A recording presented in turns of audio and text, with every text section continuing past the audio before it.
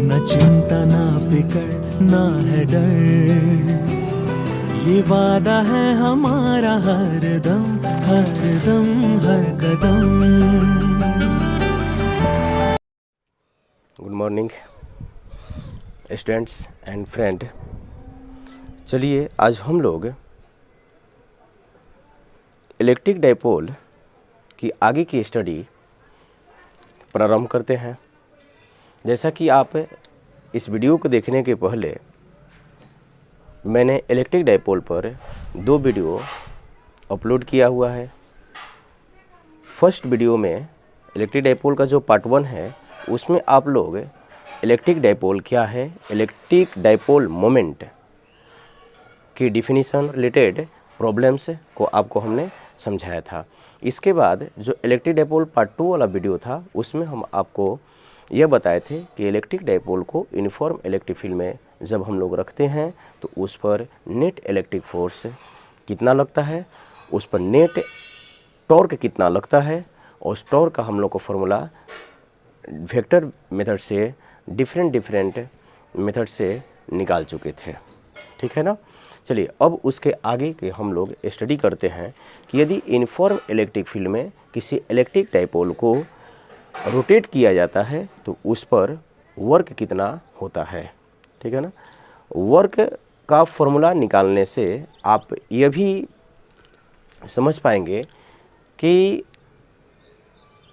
Electric dipole को uniform electric field में जब रोटेट किया जाता है तो उस दौरान जो किया गया वर्क डन होता है उसमें पोटेंशियल एनर्जी के रूप में स्टोर हो जाता है। ठीक है ना। और उस पोटेंशियल एनर्जी का फॉर्मूला भी हम लोग इसी के द्वारा प्राप्त कर पाएंगे। तो चलिए काफ़ी इंटरेस्टिंग चीज़ है, हम लोग अब इसको देखना शुरू करते हैं। तब तैयार हो जाइए अपना कॉपी कलम निकाल कर।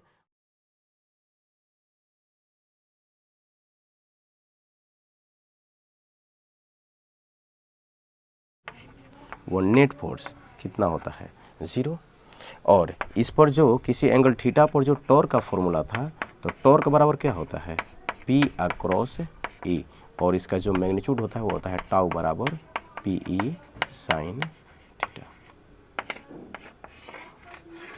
ठीक है ना। अगर आप यह नहीं जानते हैं तो आप इस वीडियो को देखने के पहले इलेक्ट्रिक डाइपोल का जो पार्ट 2 का वीडियो है आप उसको देख लीजिए तो आपको यह टर्म समझ में आ जाएगा। ठीक है। तो आपको यह पता होना चाहिए कि जब हम लोग यूनिफॉर्म इलेक्ट्रिक फील्ड में किसी इलेक्ट्रिक डाइपोल को रखते हैं तो उस पर नेट फोर्स हमेशा कितना होता है 0 होता है, और उस पर टॉर्क लगता है, और टॉर्क का एक्सप्रेशन जो होता है वो बराबर होता है डाइपोल मोमेंट और इलेक्ट्रिक फील्ड इंटेंसिटी का वेक्टर प्रोडक्ट के बराबर, और जो उसका मैग्नीट्यूड होगा वो होगा टाउ बराबर P साइन थीटा, जहाँ पर थीटा डाइपोल मोमेंट और वेक्टर E के बीच का एंगल है किसी इंस्टेंट पर। ठीक है। टॉर्क सिर्फ 2 ही केस में हम लोगों को 0 मिलता था, जब हम लोगों को डाइपोल मोमेंट वेक्टर E की डायरेक्शन में होता था यानी थीटा का मान 0 होता था तो साइन 0 0 तो टॉर्क 0 हो जाता था, और जब हम लोगों को थीटा का मान 180 यानी साइन 180 का मान 0, थीटा का मान 180 होने का मतलब हुआ कि जो डाइपोल है वह इलेक्ट्रिक फील्ड के अपोजिट डायरेक्शंस में है। चलिए हम लोग अब वर्क डन का फॉर्मूला निकालने के लिए सीखते हैं। तो आपको जैसा कि पता है कि जो वर्क होता है तो वर्क बराबर हम लोग क्या बताए थे कि फोर्स डॉट डिस्प्लेसमेंट। कब? जब फोर्स हम लोगों को कांस्टेंट होता था तब, और इसके लिए हम लोग को फॉर्मूला आता था वर्क डन बराबर F डॉट वेक्टर S। ठीक है। और अगर यही हम लोग का जब फोर्स वेरिएबल होता था तो हम लोग सबसे पहले क्या करते कि डिफरेंशियल वर्क डन निकालते थे और फोर्स और डॉट डिफरेंशियल डिस्प्लेसमेंट, और यहाँ से आप ऐसे भी करते कि FDS cos थीटा। अब यहीं पर यदि फोर्स का मान हम लोगों को 0 है तो आपका वर्क डन कितना हो जाएगा बताइए 0। तब आप यहाँ पर देख पा रहे होंगे कि सर इलेक्ट्रिक डाइपोल को यूनिफॉर्म इलेक्ट्रिक फील्ड में रखने पर उस पर फोर्स कितना होता है 0 होता है। तो इसका मतलब है कि इसमें इलेक्ट्रिक फोर्स के द्वारा इलेक्ट्रिक डाइपोल पर वर्क नहीं हो पाएगा। तो सर बड़ी समस्या है, हम तो पढ़े हैं कि फोर्स वर्क करता है और यहाँ पर फोर्स ही 0 है तो वर्क डन तो 0 आ गया, तब सर क्या करें। तो देखिए अब ज़रा आप सोचिए कि क्या ये ज़रूरी है कि सिर्फ फोर्स के द्वारा किसी पॉइंट का डिस्प्लेसमेंट हो रहा है तभी वर्क डन होगा?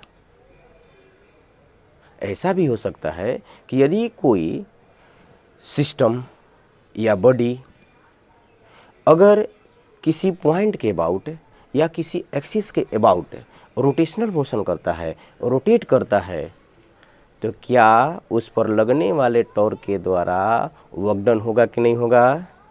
किसी बॉडी को यदि आप रोटेट कराओगे तो उस दौरान आपको वर्क करना पड़ेगा कि नहीं करना पड़ेगा? यस सर, करना पड़ेगा। तो वहाँ पर बताइए कि जो टॉर्क होता है वह भी वर्क डन करता है। तो आखिर टॉर्क के द्वारा वर्क डन हम लोग ज्ञात कैसे करते हैं, यह समस्या है। तो फिर रोटेशनल की बात आते ही आप लोगों को सिर में दर्द हो जाता है कि सर, तो चलिए अब हम लोग सीखते हैं कि आखिर सर जब टॉर्क है तो टॉर्क के द्वारा हम लोग वर्क डन कैसे निकालेंगे। ठीक है, तो देखो टॉर्क के द्वारा वर्क डन निकालने के लिए पहले दिमाग में रखना कि जैसे मान लीजिए कि मेरे पास एक पेन है। अब हमने क्या किया कि इसको कुछ एंगल से रोटेट करा दिया। ठीक है, तो जब रोटेट कराए तो इस पर हम लोग देखेंगे कि इस पॉइंट के बाद टॉर्क कितना है, और उस टॉर्क की डायरेक्शन में ही उस बॉडी में थोड़ा सा एंगुलर डिस्प्लेसमेंट भी कर लेंगे। तो वहाँ से क्या हो जाएगा कि जो वर्क डन बाई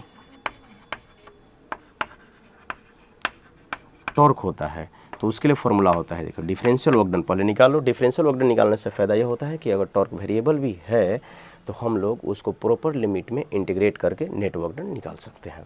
तो डिफरेंशियल वर्क डन, तो मान लेते हैं कि किसी इंस्टेंट पर उस बॉडी पर टॉर्क कितना लगा, टाउ, और उस इंस्टेंट के बाद उसमें डिफरेंशियल एंगुलर डिस्प्लेसमेंट कितना किया गया, डी थीटा। और टॉर्क और डिस्प्लेसमेंट की डायरेक्शंस अगर सेम है तो हम लोगों को टाउ इंटू डी थीटा लिख लेंगे। तो इसके बाद आप यहाँ से इसको इंटीग्रेट करके नेट वर्क डन निकाल सकते हैं। तो नेट वर्क डन के लिए फॉर्मूला हो जाएगा टाउ इंटू डी थीटा, फिर इसको कुछ इनिशियल एंगल थीटा इसे थीटा एफ तक आप रोटेट कर सकते हैं। तो यहाँ से वर्क डन आप टॉर्क के द्वारा भी निकाल सकते हैं। तो चलिए बच्चों, आप लोगों ने सीखा कि अगर सर फोर्स जीरो भी है, अगर उस बॉडी पर फोर्स जीरो भी है लेकिन उस पर टॉर्क लग रहा है तो हम सर टॉर्क के द्वारा भी वर्क डन निकाल सकते हैं। तो इसी इंटरेस्टिंग कंसेप्ट का हम लोग यहाँ पर डाइपोल को यूनिफॉर्म इलेक्ट्रिक फील्ड में रोटेट करते समय हम लोग निकालने का फॉर्मूला प्राप्त करेंगे। तो चलिए आगे बढ़ते हैं, अब हम लोग वर्क डन निकालना शुरू करते हैं।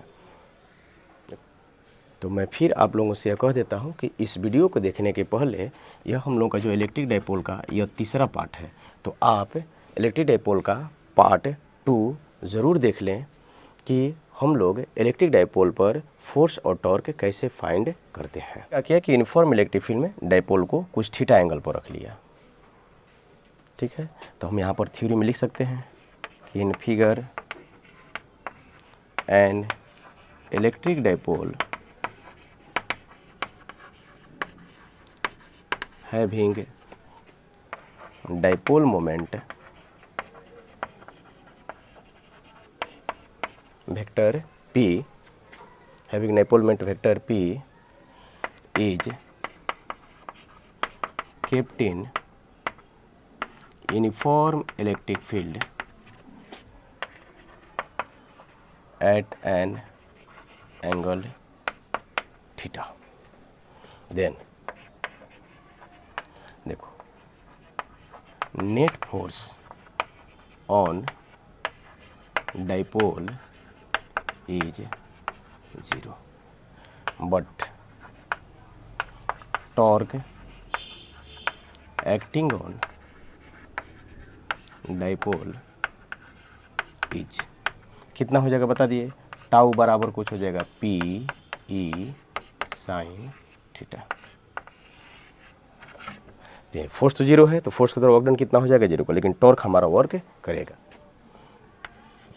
Dipole is again rotated bye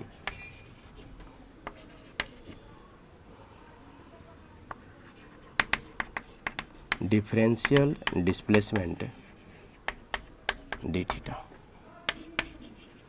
then work done dw equal to tau d theta. तो टाउ बराबर कितना होता है, टाउ बराबर है आपको पी ई साइन थीटा। तो इसमें रख दीजिए, तो कितना हो जाएगा, डी डब्ल्यू बराबर P E sine theta D theta. ठीक है, तो चलिए फिर से हम लोग देखते हैं। हमने क्या किया कि एक यूनिफॉर्म इलेक्ट्रिक फील्ड में डाइपोल मोमेंट वेक्टर P के एक डाइपोल को हमने एंगल थीटा पर रख दिया। ठीक है ना। In figure an electric dipole having dipole moment vector P is kept in uniform electric field at an angle theta. Then हम लोग जानते हैं कि इस पर नेट फोर्स कितना हो जाता है, 0। वो भी हम लोग को आपको बता चुके थे कि सर कैसे। तो देखो इस पर अगर हम लोग निगेटिव चार्ज मान लें तो डाइपोल में क्या होता है कि दो चार्ज का सिस्टम है। ठीक है ना, दो चार्ज का क्या है, सिस्टम है। एक चार्ज निगेटिव होता है और एक चार्ज क्या होता है, पॉजिटिव होता है। दोनों का मैग्नीट्यूड क्या होता है, सेम, और साइन क्या होता है, अपोजिट। तो इस तरह से हम लोग जानते हैं कि इस पर नेट फोर्स कितना हो जाता था, 0, क्योंकि इधर हम लोगों को इस पर कितना फोर्स लगता था, Q इंटू ई। इधर कितना लगता था, माइनस Q इंटू ई। तो जो नेगेटिव और पॉजिटिव चार्ज पर जो फोर्स लगते थे मैग्नीट्यूड में सेम और डायरेक्शन में क्या होते थे, अपोजिट। तो नेट फोर्स कितना हो जाता था, 0। लेकिन इस पर हम लोग किसी एंगल थीटा पर जो टॉर्क होता है वो कितना होता है, P साइन थीटा। तब मान लो कि जब डी थीटा एंगल जब बना रहा है डाइपोल, तो इस पर टॉर्क कितना हुआ, P साइन थीटा। अब हम लोग क्या करते हैं कि थीटा के बाद हम लोग कुछ डिफरेंशियल एंगल डी थीटा से अगेन इसको फिर सेंटर ऑफ मास के अबाउट रोटेट कर लेते हैं। हमने क्या किया कि इसको ऐसे कुछ रोटेट कर लिया, कितना एंगल से, कुछ डी थीटा से। तो जब आप रोटेट करोगे तो टॉर्क के अगेंस्ट वर्क करना पड़ेगा, और कितना वर्क हो जाएगा, डी डब्ल्यू बराबर टाउ इंटू डी थीटा, और टाउ बराबर क्या होता है, P साइन थीटा। तो डी डब्ल्यू हो गया P sine theta into D theta. अब क्या कीजिए कि आप इसको प्रॉपर लिमिट में आप इंटीग्रेट करके नेट वर्क डन निकाल सकते हैं। ठीक है, तो देखिए, if dipole is rotated from angle theta I to theta F from field, then net work done on dipole is तो क्या हो जाएगा, आप इसको इंटीग्रेट कर लीजिएगा। तो डी डब्ल्यू बराबर, देखिए जो कांस्टेंट है बाहर रखना, P इंटू ई साइन थीटा डी थीटा। आप यहाँ पर इंटीग्रेशन का लगा लो, जो कांस्टेंट होता है इंटीग्रेशन से बाहर रखते हैं। तो बताइए इसको कहाँ से कहाँ तक इंटीग्रेट करोगे। तो देखो इनिशियल एंगल कितना था, तो कुछ थीटा आई, तो वर्क डन वहाँ पर कितना मान लेते हैं, 0। इसके बाद कुछ हम लोग को फाइनल एंगल कुछ कितना है, थीटा एफ, तो हम लोग को वर्क डन कितना हो जाएगा, डब्ल्यू। थीटा इनिशियल का मतलब होता है कि डाइपोल मोमेंट जो है वेक्टर ई से इनिशियली कितने एंगल पर था, उसके बाद आपने रोटेट करके फाइनली डाइपोल मोमेंट और वेक्टर ई के बीच का एंगल क्या रखा है। तो अब इसका इंटीग्रेशन कितना हो जाएगा, तब बता लीजिए। तो इस तरह से सर हो जाएगा डी डब्ल्यू, तो इसका वर्क डन कितना होता है, डिफरेंशियल वर्क डन डब्ल्यू। तो डब्ल्यू कहाँ से कहाँ तक, तो लोअर लिमिट कितना है, 0, अपर लिमिट कितना हुआ, डब्ल्यू। P इंटू ई साइन थीटा का इंटीग्रेशन आपको याद है, yes sir, minus cos theta. ये सब आपको जो बेसिक मैथमेटिक्स है एकदम दिमाग में रखना होगा, भूलना नहीं होगा। साइन थीटा का इंटीग्रेशन कितना होता है, माइनस कॉस थीटा, और इसको हम लोग थीटा आई से थीटा ए पे रोटेट कर लेते हैं, यस, इंटीग्रेट कर लेते हैं।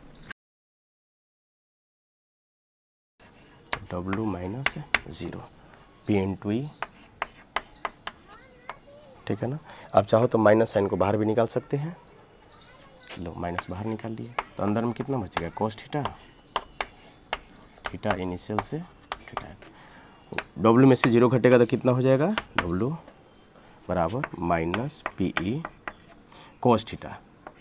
बताइए कॉस पहले थीटा का जगह पर अपर लिमिट थीटा यह एफ हो जाएगा, माइनस फिर कॉस थीटा पर थीटा आई।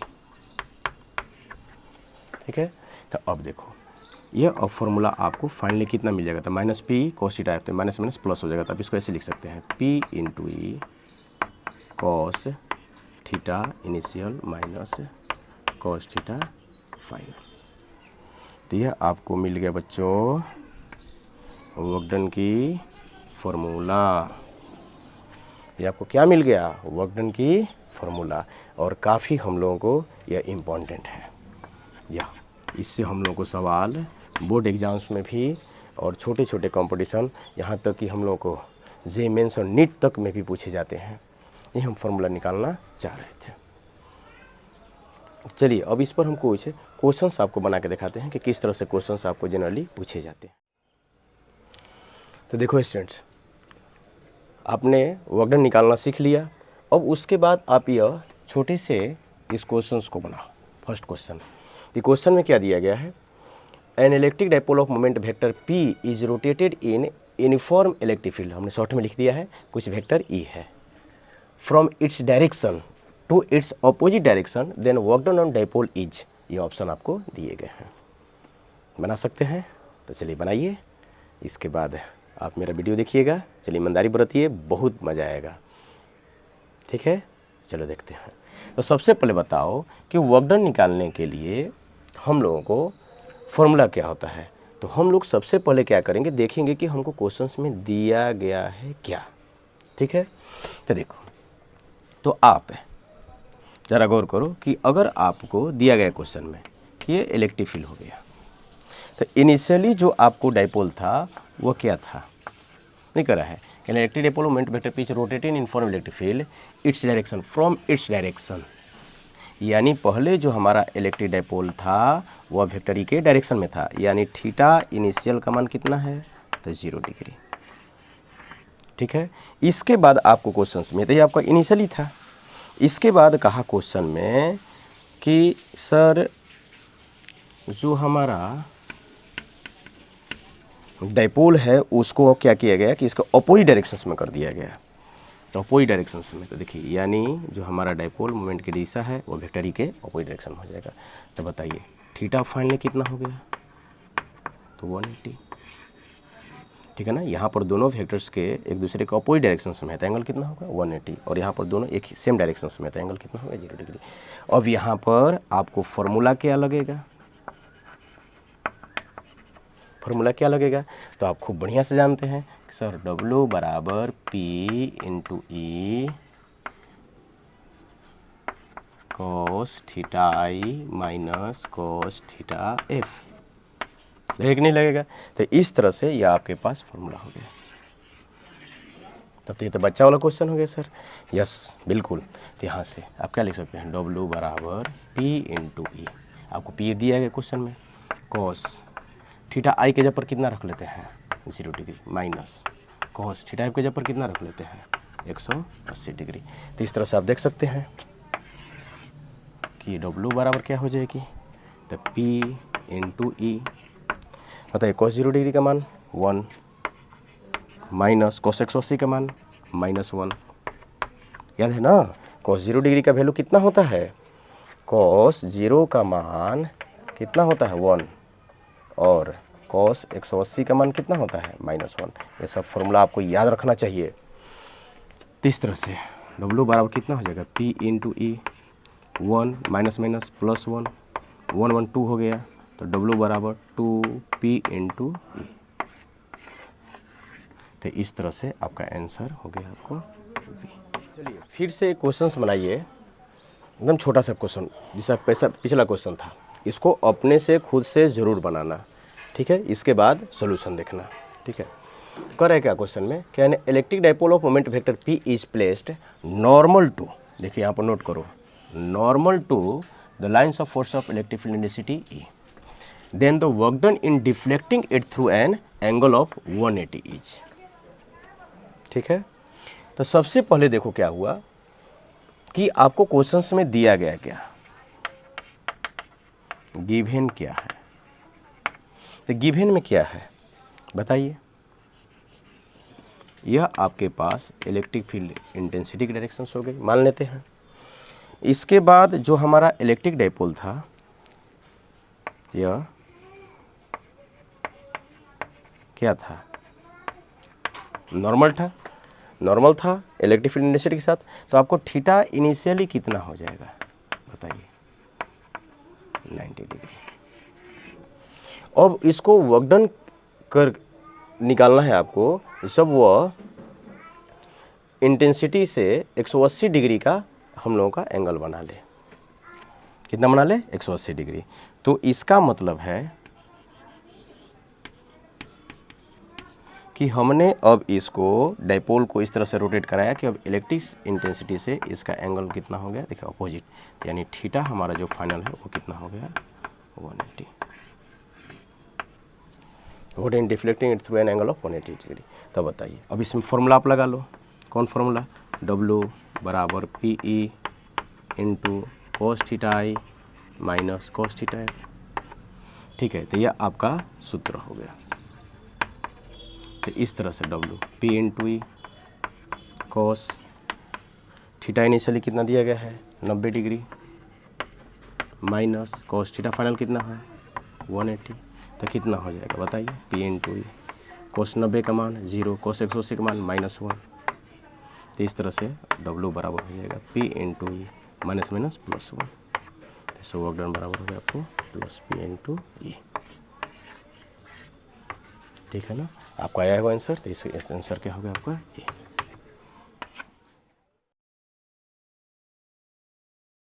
तो देखिए स्टूडेंट्स, अब हम लोग देखते हैं कि जब इलेक्ट्रिक डाइपोल को यूनिफॉर्म इलेक्ट्रिक फील्ड में रखते हैं तो उस पर पोटेंशियल एनर्जी का, उसके द्वारा पोटेंशियल एनर्जी कितना स्टोर किया जाता है, उसके लिए फॉर्मूला हम लोगों को क्या होगा। ठीक है, तो देखो इसके लिए क्या कंसेप्ट होता है। इसके लिए आपको ये दिमाग में रखना होगा कि जब इसका डेरिवेशन पूछे तो आप देख लेना कि कितने नंबर में पूछा है। अगर 5 नंबर में पूछ रहा है तो आपको पहले वर्क डन तक निकालना होगा। ठीक है ना, उसके बाद आप आगे को यहाँ से अप्रोच करना होगा। अगर 2 मार्क्स में पूछे तो यहीं से अप्रोच कर लो। तो जैसा कि आप जानते हो कि वर्क डन बराबर कितना होता है, तो PE cos theta I minus cos theta F, ये फॉर्मूला हम लोग का होता है। तो देखिए यह कहा जाता है कि if electric dipole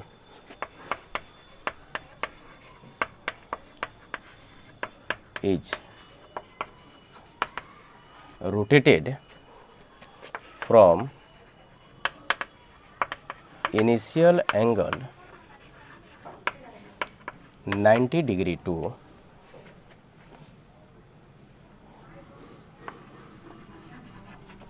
any angle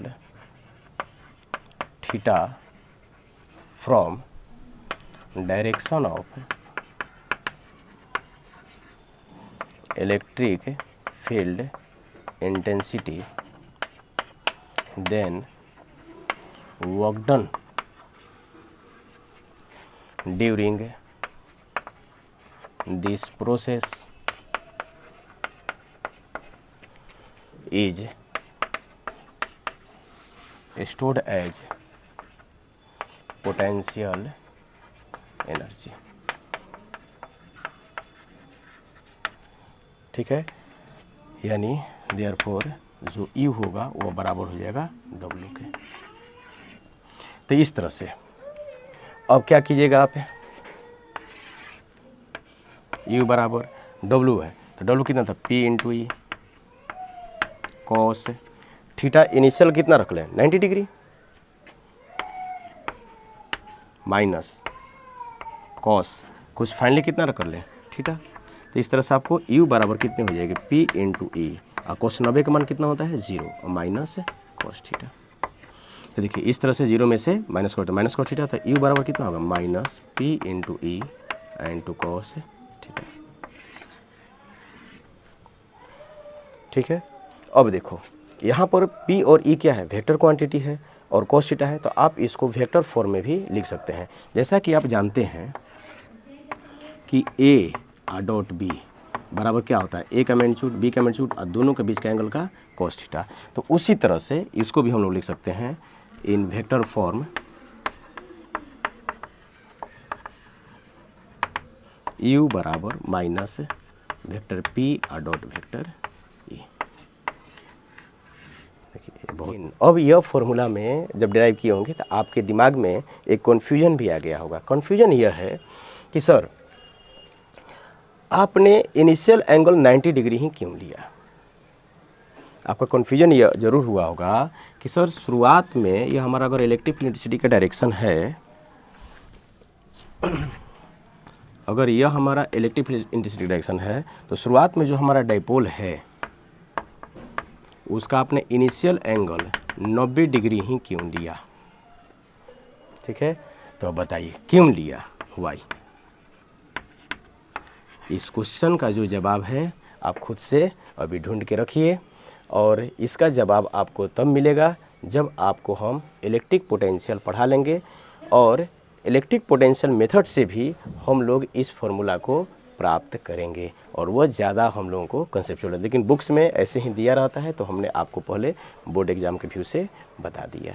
फिर हम जब इलेक्ट्रिक पोटेंशियल आपको पढ़ा लेंगे तो फिर हम इलेक्ट्रिक डाइपोल पर आएंगे और वहाँ पर भी हम पोटेंशियल मेथड से वर्क डन निकालना और पोटेंशियल एनर्जी स्टोर का फॉर्मूला बताएंगे। वेट करना पड़ेगा, उसके बाद हम लोग को 2-3 लेक्चर के बाद आ जाएगा। ठीक है, हाँ, यदि आपके पास अगर इसका जवाब होगा कि हमने रेफरेंस एंगल इनिशियली 90 डिग्री ही क्यों लिया, अगर आपके पास जवाब अभी है तो आप हमको कमेंट में बताइएगा।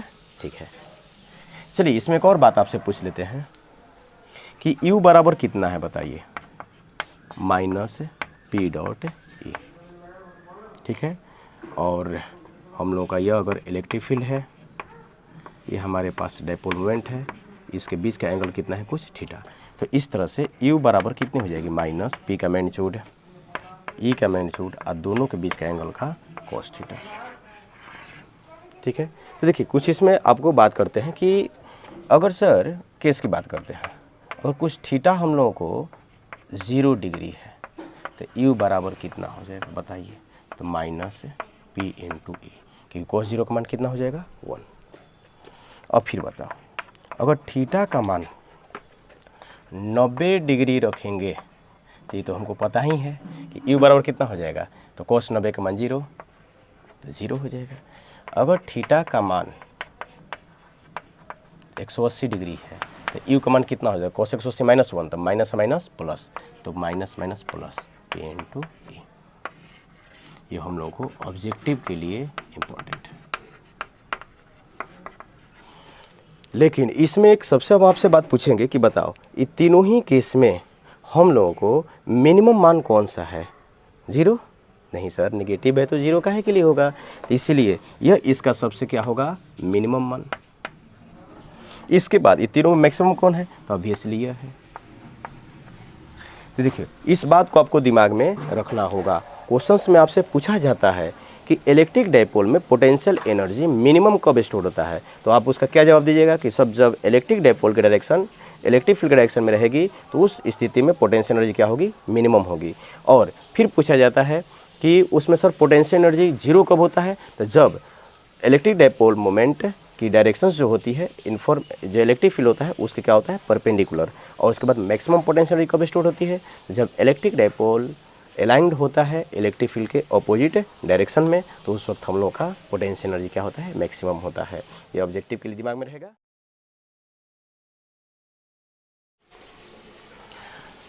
तो चलिए स्टूडेंट्स, अब हम लोग सबसे एक इम्पॉर्टेंट चीज़ की बात करते हैं कि जब इलेक्ट्रिक डाइपोल को यूनिफॉर्म इलेक्ट्रिक फील्ड में रखा जाता है तब डाइपोल की स्टेबल और अनस्टेबल इक्विलिब्रियम का कंडीशन क्या है। यह काफ़ी इंपॉर्टेंट चीज़ है, इसको आपको समझना होगा। तो आपके दिमाग में तो यही पहले आ रहा होगा सर स्टेबल अनस्टेबल इक्विलिब्रियम होता क्या है। तो देखिए इस इक्विलिब्रियम को हमने 11th में वर्क फॉर एनर्जी में पढ़ाया था, लेकिन फिर से आप इसको थोड़ा सा लॉजिकली सोचिए। तो जैसे मान लो आप एक कटोरा बॉल रखे हो, बॉल देखे हो ना, बाउल माने कटोरा है तेरा। तो देखो आप क्या करो कि कटोरा के 2 पोजीशन पर विचार कीजिए। ये हमारे पास क्या है, उल्टा कटोरा, और हमने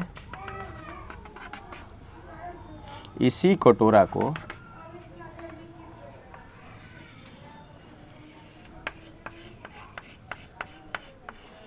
उलट दिया। ओके, तो देखिए यह कैसा है, तो ये हमारा हॉरिजॉन्टल लेवल हो गया, ये हमारा क्या हो गया, तो हॉरिजॉन्टल लेवल। ये क्या हो गया हमारे पास, हॉरिजॉन्टल लेवल। तो अब बताइए कि यह हमारे पास क्या है, यह हमारे पास है सीधा कटोरा और यह हमारे पास क्या है, उल्टा कटोरा।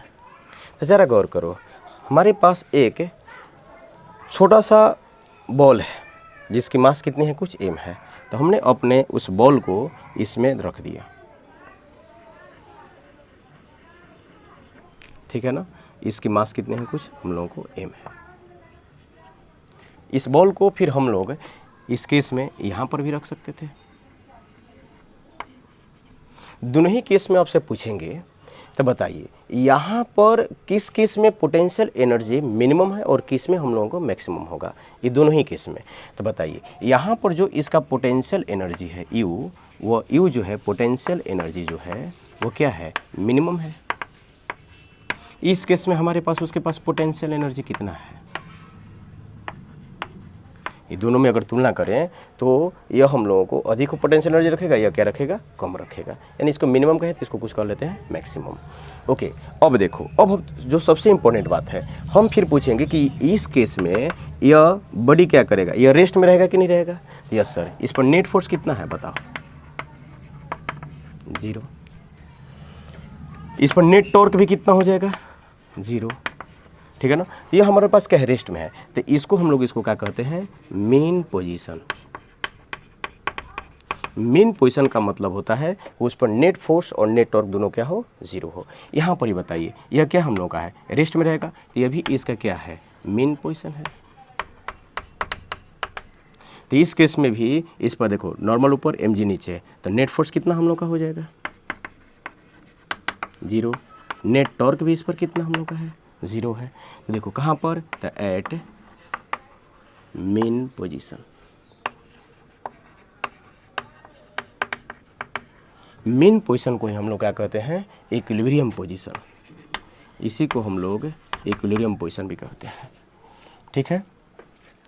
तो आपको यहाँ पर दिमाग में रखना होगा कि इस तरह से आप देख लो कि इक्विलिब्रियम का मतलब होता है कि उस पर नेट फोर्स और नेट टॉर्क उस पोजीशन पर हम लोग को कितना होना चाहिए, 0 होना चाहिए, ठीक है। तो अब यहाँ पर बात करना होगा कि सर किसको स्टेबल कहेंगे, किसको अनस्टेबल कहेंगे। तो देखो स्टेबल इक्विलिब्रियम का मतलब यह होता है कि वो अपने इक्विलिब्रियम को छोड़ना नहीं चाह रहा है, वो अपने इक्विलिब्रियम को बनाए रखना चाहता है। स्टेबल को हिंदी में कहते हैं अस्थाई, यानी अस्थाई संतुलन, यानी वो अपने पोजीशन को अस्थाई बनाए रखना चाहता है।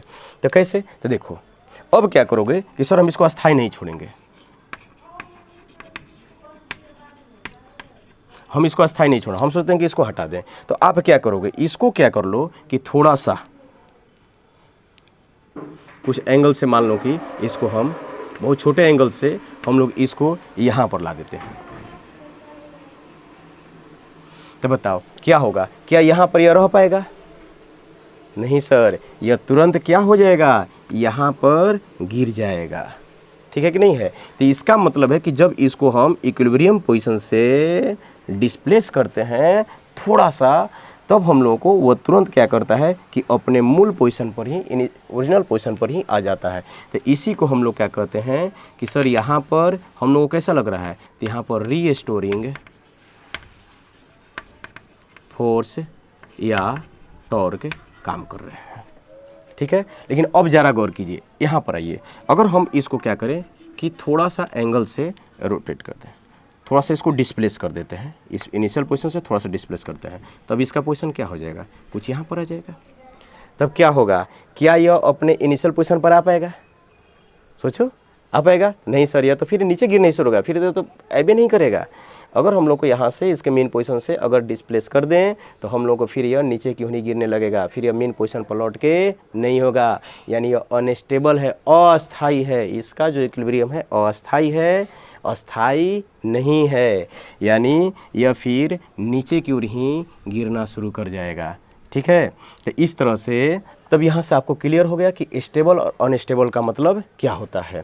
तो देखिए इसी को हम लोग कहते हैं स्टेबल इक्विलिब्रियम, इसको हम लोग कहते हैं स्टेबल इक्विलिब्रियम, और इसको हम लोग क्या कहते हैं, अनस्टेबल इक्विलिब्रियम। तो इस प्रकार से आप स्टेबल इक्विलिब्रियम और अनस्टेबल इक्विलिब्रियम को डिफाइन कर सकते हैं। स्टेबल इक्विलिब्रियम में क्या होता है कि मेन पोजीशन पर उस पर नेट फोर्स और टॉर्क क्या होना चाहिए, जीरो, और उसमें पोटेंशियल एनर्जी क्या होनी चाहिए, मिनिमम। और जो सबसे इम्पोर्टेंट कंडीशन है कि यदि इस इक्विलिब्रियम पोजीशन से अगर बॉडी को स्लाइटली डिस्प्लेस करेंगे तो वह पुनः अपने इनिशियल स्टेट पर ही आ जाएगा, क्योंकि उस पर रीस्टोरिंग फोर्स या टॉर्क लगने लगेंगे। लेकिन अनस्टेबल इक्विलिब्रियम में पोटेंशियल एनर्जी क्या होता है, मैक्सिमम, फोर्स और टॉर्क तो जीरो होंगे ही क्योंकि वो इक्विलिब्रियम का कंडीशन है। लेकिन इसका जो सबसे महत्वपूर्ण केस यह होता है कि उसको अगर हम इक्विलिब्रियम पोजीशन से स्लाइटली डिस्प्लेस करेंगे तो फिर अपने मेन पोजीशन पर नहीं आएगा, फिर वहाँ से वह भाग जाएगा। तो इस तरह से उसको कहते हैं अनस्टेबल इक्विलिब्रियम। ठीक है, तो इस तरह से इसको थोड़ा सा लॉजिकली सोचो। मान लो कि एक बच्चा है, जैसे कोई 17-18 साल का तुम में से कोई एक स्टूडेंट है, वह क्या किया है कि अभी लॉकडाउन चल ही रहा है, एक क्या कर रहा है कि अब बहुत उदास है, 10 दिन से खाए पिए नहीं है, चुपचाप एकदम बेड पर पड़ा हुआ है। तब उसके कोई गार्जियन आए, उसको क्या किए कि हिलाए डुलाए, तो बेचारा चुपचाप पड़ा हुआ था। उसको हिला कर कहे कि अरे उठ उठ, जाओ 10 किलोमीटर दौड़ के होने से, जो दौड़ के हो तो क्या कहेगा बताओ, कहेगा फिर उसको उठ जाए तो फिर वहीं पर घुलटिया मार के फिर वहीं पर आ जाएगा, क्योंकि उसमें एनर्जी नहीं है। एनर्जी क्या है, उस पर मिनिमम है। लेकिन अब उसी में एक स्टूडेंट है जो लॉकडाउन का खूब मज़ा ले रहा है, खूब खा रहा है, पी रहा है, एकदम खूब तंदुरुस्त है, उसमें एनर्जी भरा हुआ है, वो सोया हुआ था। उससे गार्जियन है, कहे अरे चलो कहिए क्या करते, भाग भाग भाग भाग, वो क्या करेगा, तुरंत मतलब वहाँ से उठ के भाग जाएगा। फिर वहाँ पर कहेगा कि उसको सोने का जरूरत, उसमें एनर्जी तो भरा हुआ है। तो इस तरह से याद रखना है कि जो स्टेबल इक्विलिब्रियम है वहाँ पर एनर्जी क्या होती है, मिनिमम होती है, और अनस्टेबल इक्विलिब्रियम में एनर्जी क्या होती है, मैक्सिमम होती है।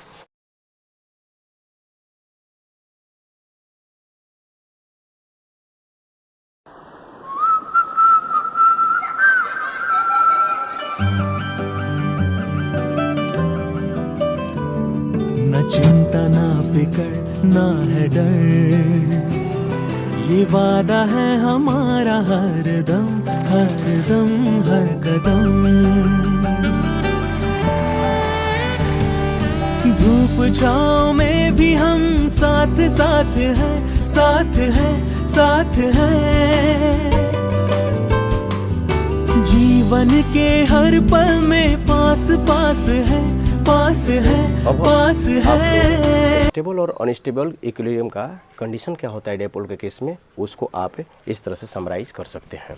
ठीक है, तो देखिए स्टेबल इक्विलिब्रियम में तो when electric dipole is kept parallel to direction of uniform electric field then dipole is in stable equilibrium. जब इलेक्ट्रिक डायपोल का जो अलाइनमेंट होता है, जो उसके डायपोल मोमेंट की डायरेक्शंस होती है वो इलेक्ट्रिक फील्ड के डायरेक्शन में होता है, तब उस स्थिति में जो डायपोल होता है वो स्टेबल इक्विलिब्रियम में होता है। क्यों? क्योंकि देखो थीटा कितना हो गया, 0 डिग्री, दोनों एक ही डायरेक्शन में है, तो नेट फोर्स तो हमेशा 0 होता है चाहे कोई भी एंगल हो।